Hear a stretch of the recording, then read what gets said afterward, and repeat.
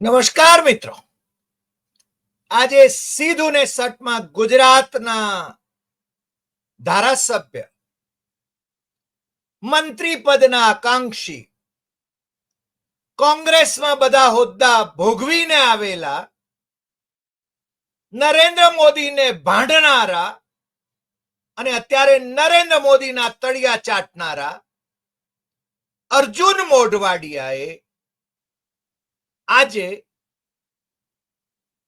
લોકસભામાં વિપક્ષના નેતા રાહુલ ગાંધી વિશે જે ટિપ્પણ કરી એ મર્યાદા લોપ હતો અને કોંગ્રેસના એમના જૂના મિત્રોએ હવે ટીટ ફોર ટેટ કરવાની વાત કરી છે. એ ચર્ચા આપણે આજે કરવાના છીએ. મને ખબર છે કે અર્જુન મોઢવાડિયાને ગમતું નથી અમે જ્યારે કહીએ છીએ કે એ નરેન્દ્ર મોદીને ભાંડીને આવ્યા, અમિત શાહને ભાંડીને આવ્યા, કોંગ્રેસમાં બધા હોદ્દાઓ ભોગવીને આવ્યા, રાહુલ ગાંધીની વંદના કરીને આવ્યા, રાહુલ ગાંધીની મુલાકાત માટે પાછળ પાછળ ફરનારા અર્જુન મોઢવાડિયા કોન્ટ્રાક્ટર, લખધીરજી એન્જિનિયરિંગ કોલેજના વિદ્યાર્થી રહેલા અને પોરબંદરના કોંગ્રેસી ધારાસભ્યમાંથી હવે ભારતીય જનતા પાર્ટીના ધારાસભ્ય થયા અને છેલ્લા 1 વર્ષથી ભાઈ પેલું ગાજર જે લટકી રહ્યું છે મંત્રી પદનું, એની એ પોતાના મોઢામાં કઈ રીતે આવીને પડે એની રાહ જોઈ રહ્યા છે. પક્ષ પલટા કરવા એ કોઈ નવી વાત નથી આ દેશમાં. આ દેશમાં જ શું કામ, અમેરિકા કે યુકેમાં પણ પક્ષ પલટા થાય છે. કેનેડીના પરિવારમાંથી પણ પક્ષ પલટા થયા છે. ભારતમાં આયારામ ગયારામ એ કોઈ નવી વાત નથી. પણ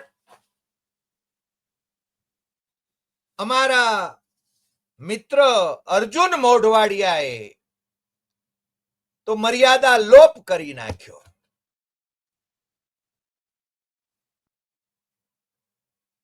અમરીશ ડેર અને અર્જુન મોઢવાડિયાએ માર્ચ 2024માં જ કોંગ્રેસમાંથી રાજીનામા આપ્યા હતા, પણ અમરીશ ડેરે પોતાની ગરિમા ક્યારેય છોડી નથી.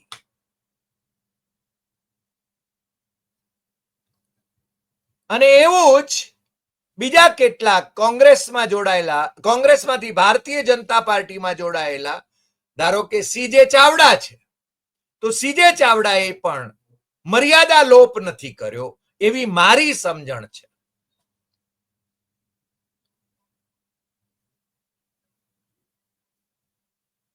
આ અર્જુન મોઢવાડિયા ઢળતી ઉંમરે હવે મંત્રી પદના આકાંક્ષી છે અને એમનાથી હવે મંત્રી પદ માટે કોંગ્રેસમાં બધા જ હોદ્દાઓ ભોગવી લીધા. કોન્ટ્રાક્ટર હતા, એન્જિનિયર હતા, એમાંથી ધારાસભ્ય થયા કોંગ્રેસના, એમાંથી વિરોધ પક્ષના નેતા પણ થયા. રાહુલ ગાંધીની અને કોંગ્રેસની દેન છે. અરે પ્રદેશ કોંગ્રેસના અધ્યક્ષ પણ એમને બનાવવામાં આવ્યા. રાહુલ ગાંધીની આજુબાજુ ફરનારા માણસ, ગાંધીની સૂતરની આંટી રાહુલ ગાંધીને પહેરાવનાર માણસ એ ગોડસેવાદીઓમાં ભળે ત્યારે શું કહેવું એ સમજાતું નથી. અને એટલે જ આજે આપણે એની વાત કરવાના છીએ. મને આજે વાત એટલા માટે પણ કરવી છે કે આમન્યાઓ છોડીને આજે કોંગ્રેસ પક્ષના જે નેતા રહ્યા અમિત ચાવડા, એમણે કહ્યું કે દુઃખ પણ થાય છે અર્જુનભાઈના વિધાનોથી, અર્જુનભાઈના વ્યવહારથી, અને એમના ઉપર દયા પણ આવે છે કે ઢળતી ઉંમરે મંત્રી પદની લાલસામાં એમણે નરેન્દ્ર મોદી અને અમિત શાહને રંગા બિલ્લા કહ્યા હતા. રંગા બિલ્લા વાત એટલે અટકતી નથી. અમારી પાસે તો એનાથી વધારે આગળની એ વાત છે. રંગા બિલ્લા તો માણસો હતા. ભાઈ શ્રી અર્જુન મોઢવાડિયાએ તો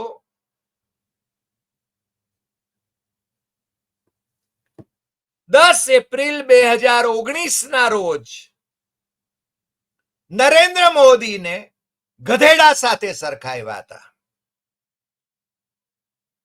અને એમણે કહ્યું હતું કે ગધેડાને 56 ઇંચની છાતી હોય, માણસને નહીં. એમ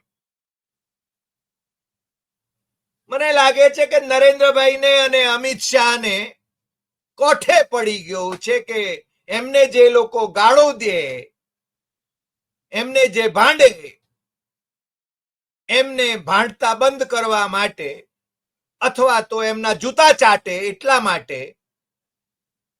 પોતાના પક્ષમાં લઈ લેવા અને એમને કંઈક ખેરાત કરી દેવી, એટલે એમની આરતી ઉતાર્યા કરે. એક ઉદાહરણ તો તમને ખબર જ છે. વિરમગામના ભારતીય જનતા પાર્ટીના ધારાસભ્ય હાર્દિક પટેલ, એમણે આ મોદી શાહની જોડીને જનરલ ડાયર અને હિટલર કહ્યા હતા અને એ પછી એમણે જે રીતે આગળ ઉપર પલટી મારી, એમની સામે જે રાજદ્રોહના સહિતના કેસીસ હતા, એ બધા કેસીસ એ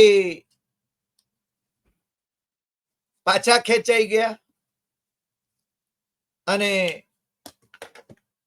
બસ પછી તો લીલા લહેર થઈ ગઈ.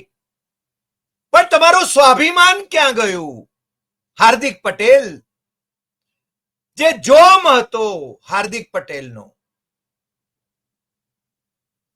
હાર્દિક પટેલ એવો બંકો હતો કે જે અવાજ કરે ને લાખો લોકો છે ને ઉમટી પડે. આજે હાર્દિક પટેલની અવસ્થા શું છે? મોઢે તાળા કેમ છે? અર્જુન મોઢવાડિયાને મોઢે તાળું આમ તો રે જ, પણ નરેન્દ્રભાઈના વખાણ કરવાના હોય, નરેન્દ્રભાઈના પોડકાસ્ટના વખાણ કરવાના હોય ત્યારે મોઢું ખુલે. રાહુલ ગાંધીને ભાંડવાના હોય ત્યારે મોઢું ખુલે. પણ અમારી સામે 3 ઉદાહરણ છે. વધારે ઉદાહરણ પણ હું આપી શકું એમ છું. એક, અમરીશ ડેર.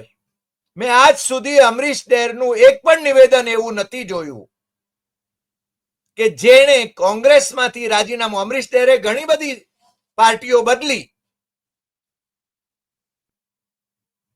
પ્રજા સાથે એનું સંધાન અકબંધ રહ્યું, પણ એણે છે ને કોંગ્રેસના નેતાઓને ભાંડ્યા હોય એવું મને ખબર નથી. બીજું ઉદાહરણ, માણાવદરના ધારાસભ્ય રહેલા જવાહર ચાવડા, એણે ક્યારે કોંગ્રેસના લોકોનું ભૂંડું નથી કહ્યું. એણે એકવાર મીડિયા પર આક્ષેપો કર્યા હતા અને મેં વીટીવી ઉપર કે ક્યાંક કહ્યું હતું કે જવાહર ચાવડાએ જાહેરમાં માફી માંગવી જોઈએ.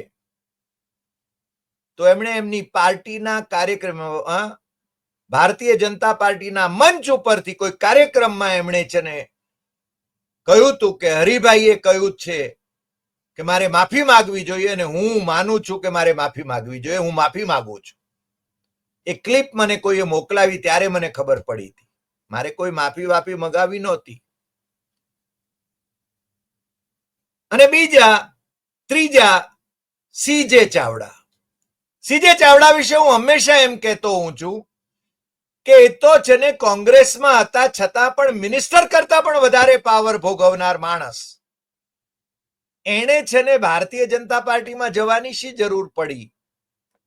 પણ સીજે ચાવડાએ કોંગ્રેસના લોકોને વિશે, કોંગ્રેસના નેતાઓ વિશે કોઈ એવી આક્ષેપબાજી કરી હોય એવું મારી જાણમાં નથી. બાકી તો છછુંદરો પાર્ટી છોડે અને પછી આક્ષેપો કરે, પ્રવક્તાઓ પાર્ટી છોડે ને ભૂંડું બોલવાનું ચાલુ કરે. હું છછુંદરો એટલા માટે કહું છું કે જેમની કોઈ કક્ષા ન હોય, જે ચૂંટાઈ ન શકતા હોય, બબે વખત ટિકિટ આપી હોય જેમને કોંગ્રેસે સુરેન્દ્રનગર બાજુથી, અને છતાંય જીતી ન શક્યા હોય, ઇન્ટરનેશનલ ફોરા ઉપર એમને હોદ્દા આપ્યા હોય, એ છે ને ભારતીય જનતા પાર્ટીમાં જોડાય ભૂંડું બોલીને કોંગ્રેસનું, અને અત્યારે ખોવાઈ જાય. ખેર, મોઢવાડિયાને આજે જે જવાબ આપ્યો છે એ બિફિટિંગ જવાબ છે એમ હું તો કહું. કારણ કે અમિત ચાવડાએ જે જવાબ આપ્યો છે એ મારી દ્રષ્ટિએ, કેમ કે નરેન્દ્ર મોદી અને અમિત શાહને રંગા બિરલા કહેતા હતા ભાઈ, એના એ પ્રણેતા રહ્યા આ શબ્દ પ્રયોગના. એમના ભાષણો 2012, 2013 અને 2014માં, એટલે આ શબ્દ પ્રયોગના એ જનક હતા મોઢવાડિયા. અને એનાથી એ છોગામાં મફતલાલ પટેલ, આનંદીબેન પટેલ, મને આનંદીબેન માટે માન છે. એ ગવર્નર છે એટલા માટે નહીં, એ મુખ્યમંત્રી હતા ત્યારે છે ને અધિકારીઓ પર એમની ધાક હતી. અત્યારે એ ધાક વહી ગઈ છે. વિજય રૂપાણી હોય કે ભૂપેન્દ્ર પટેલ હોય, અધિકારીઓ પર એમની કોઈ ધાક નથી. આનંદીબેન થી અધિકારીઓ ફફડતા હતા, અને અધિકારીઓ ફફડવા જોઈએ. જયનારાયણ વ્યાસ પાસે કોઈ આઈએએસ અધિકારી જાય તો એ છે ને ફફડતો હોય, કારણ કે અભણ મિનિસ્ટરો હોય તો એની આગળ આઈએએસ અધિકારી કે આઈપીએસ અધિકારી ફફડે નહીં. અને બીજું કે આ અધિકારીઓએ મંત્રીઓના કહેવા પ્રમાણે કામ કરવાનું છે. કાયદામાં બેસે છે કે નહીં એ એમણે બતાવવાનું છે, પણ એ કે એમ મંત્રીએ કરવાનું એવું નથી. આ બહુ સ્પષ્ટ છે. તો આનંદીબેન ના પતિ મફતલાલ પટેલ, એમણે પત્રો લખેલા. શું પત્રો લખ્યા એ વિષ્ણુ પંડ્યાની બુકમાં સંકલિત છે.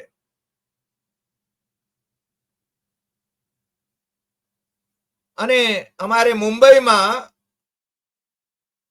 મહાલક્ષ્મી રેસકોર્સ ઉપર જયારે ભારતીય જનતા પાર્ટીનું મહાઅધિવેશન થયું ત્યારે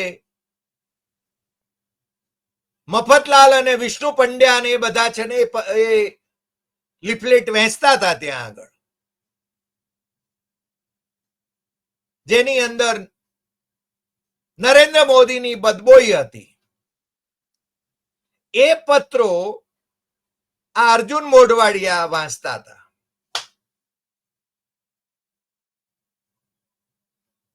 જેમ પેલા એક આમ આદમી પાર્ટીના ધારાસભ્ય કચ્છના કલેક્ટર રહેલા શર્માજીની સુપ્રીમ કોર્ટની એફિડેવિટ એ દિલ્હીની વિધાનસભામાં વાંચતા હતા નરેન્દ્ર મોદી વિશેની. એ ભાઈ પછી છે ને આમ આદમી પાર્ટીમાંથી ભારતીય જનતા પાર્ટીમાં જોડાયા. ભારતીય જનતા પાર્ટીએ એમને દિલ્હીના ઉપપ્રમુખ બનાવ્યા અને પછી પાછા ભારતીય જનતા પાર્ટી એમને ટિકિટ આપી એટલે ધારાસભ્ય બન્યા અને અત્યારે મિનિસ્ટર છે ત્યાં આગળ. કપિલ મિશ્રા, હું ભૂલતો ન હોઉં તો આવું નામ છે. મને લાગે છે કે એમને આ કોઠે પડી ગયું છે કે આવા માણસો જોઈએ, અથવા તો મોદી શાહને એમ છે કે મને જે ભાંડે છે એ લોકોને હું કેવા વશ કરું છું.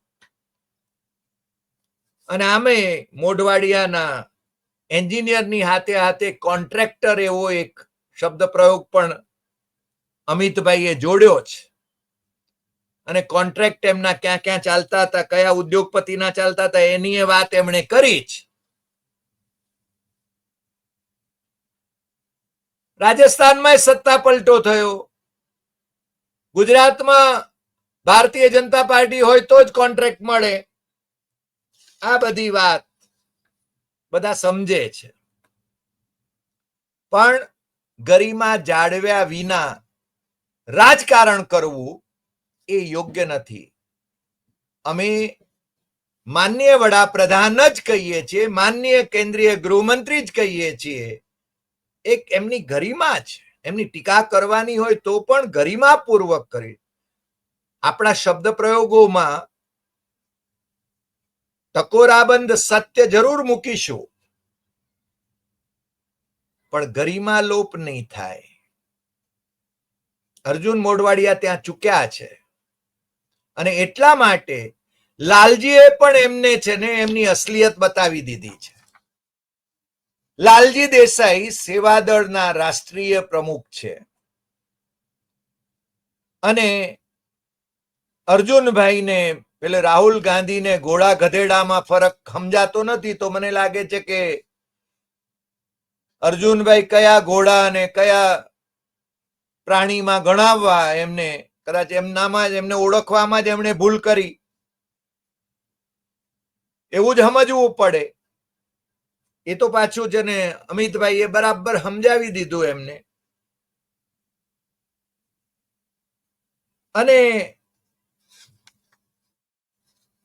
અમિત ચાવડાએ બહુ સ્પષ્ટપણે કહી દીધું કે આ જે બધા ગુડસર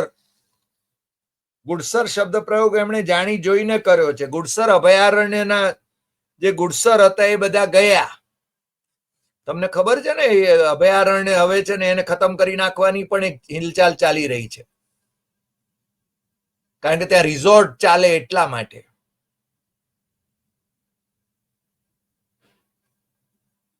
એ કહે છે કે અમિતભાઈ કહે છે કે લગ્નના જે ઘોડા છે ને ડાન્સ કરનારા એ બધા જતા રહ્યા અને રેસના ઘોડા જે છે એ હવે છે ને બાકી રહ્યા છે. અને અમિતભાઈ જયારે નિવેદન કરી રહ્યા હતા ત્યારે બાજુમાં જિગ્નેશ મેવાણી નો ચહેરો ઝળકતો હતો, વડગામના ધારાસભ્યનો. He is a fighter. Amit Chavda is a fighter. Lalji is a fighter. પેલી લાલ બાલ અને પાલની વાત આપણે અગાઉ ક્યારેક કરી હતી.